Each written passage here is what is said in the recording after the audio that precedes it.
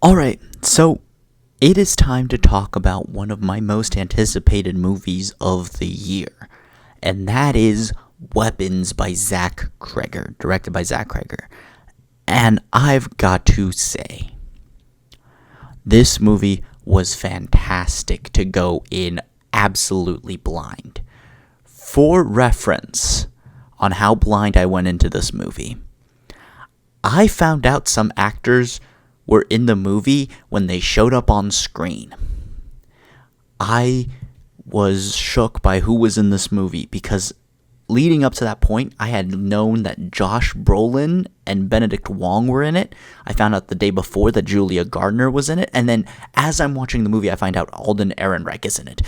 That is how blind I went into this movie. I only knew what was written on the poster because the poster was pretty hard to escape. And that's it. That's all I knew about the movie. And I think that's the best way to go into the movie. So, if you're looking for if you should see it or not, go see it. Because I think it is very worth your time. I do have one big complaint with the movie, and that is that it should be 9 minutes longer. Now, the reason I say that is because 2:17 is all over the advertising for this movie, and somehow they made the movie only 2 hours and 8 minutes. It should have really been 2 hours and 17 minutes long, just to, full cohesion and synergy through it all. But now that I'm done with all this, I'm going to get into a few more details. Nothing spoiler heavy, but again, I do recommend going into this movie completely blind, and so if you need any recommendations, it's a certified hand grenade movie. Go check it out. But now, on to the actual review, where I'm going to break it down a little bit more. So, Weapons is all about the disappearance of 17 children who all vanished at 2:17 a.m. And the way that they tell the story is through various points of view. It is treated as an epic, which is really cool. There are chapters and a narrator that opens and closes the movie, and I do think that is pretty cool. And narratively, I think it's really interesting how each story combines towards the end, and it's really cool to see all these different perspectives, and I do love that a lot. It isn't really that much of a horror movie as it is a thriller, and those are very different things. And it's a pretty good thriller. It's got a nice mystery attached to it as well. And so the way you figure out these secrets and the answers to some of the mysteries is through the other points of view, which is really cool in how it's handled. So I'm giving a hand grenade score here for the story. Now, cinematically speaking, I think it is gorgeous in every aspect. He got a much bigger budget than what he had on Barbarian, and Barbarian was insanely gorgeous as well. It's just great. Cinematically speaking, I do recommend going to see this in a theater, especially since there are very much theater moments that make it better than you would expect, especially since there are some fun moments. So, hand grenade there as well. Direction. I think Zach Cregger has improved a lot in his directing. Both Barbarian and the Weapons are absolutely fantastic, but I do think Weapons is just a little bit better. And it also flies by.